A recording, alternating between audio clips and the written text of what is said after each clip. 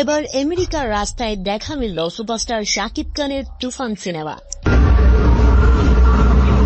প্রিয় দর্শক, বাংলাদেশের ব্যাপক সাফল্যের পর এবার আমেরিকাতে মুক্তি পেতে চলেছে শাকিব খানের তুফান সিনেমা। তার ধারাবাহিকতায় আমেরিকার রাস্তায় হঠাৎই দেখা গেল শাকিব খানের তুফান সিনেমার প্রদর্শনী করা একটি গাড়িকে।